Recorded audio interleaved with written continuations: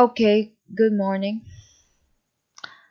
So today I will introduce to you a very important concept in permutations. Before we define what a permutation even is, let's try to solve a very innocent looking problem.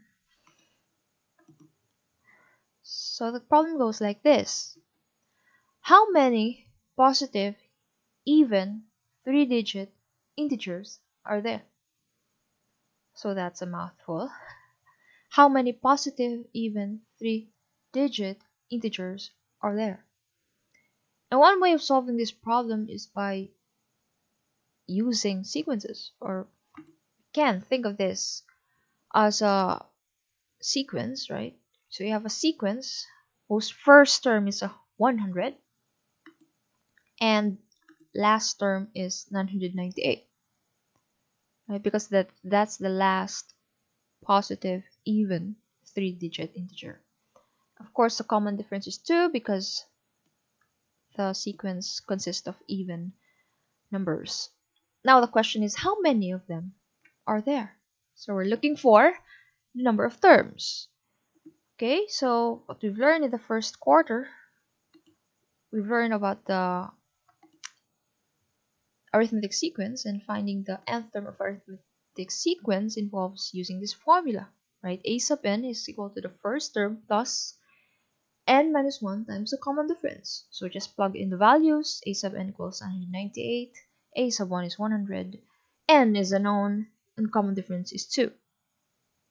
So solving for n, we got 450. So how did we get 450? That's equal to 998 minus 100 divided by 2 plus 1. So 450. Easy enough. No sweat at all. So, but there's actually another approach in solving this problem, and that involves a concept that I will be introducing in the moment. So this concept is called the fundamental principle of counting. And it goes like this. So if there are A ways of doing something, A here is a number, and B ways of doing another thing, then there are A times B ways of performing both actions. And we can generalize this to 3 actions, right? So if there are A ways of doing something, B ways of doing another, and C ways of doing a third thing, then there are A times B times C ways of doing those 3 actions together. Now let's apply this concept, fundamental principle of counting, to solve our problem. So again, the problem is asking how many positive, even, 3-digit integers are there. So the approach I will be doing here is to break down the problem into the 3 place values, right? So we have 3 digits, meaning we have 3 place values. The ones digit, the tens digit, and the hundreds digit.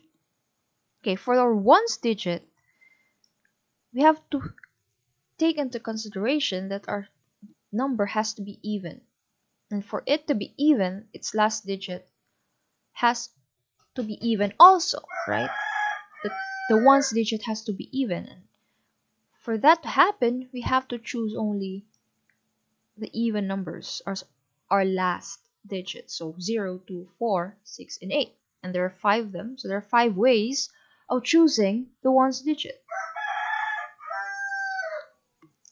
Now for tens digit, there are actually no restrictions at all.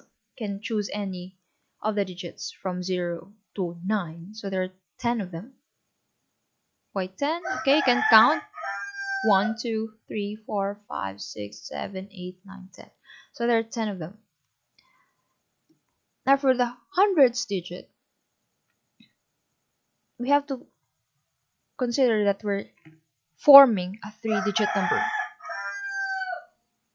A 3-digit number can only have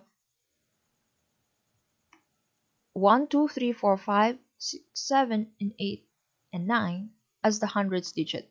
because if the hundredths digit is 0, it's no longer a 3-digit.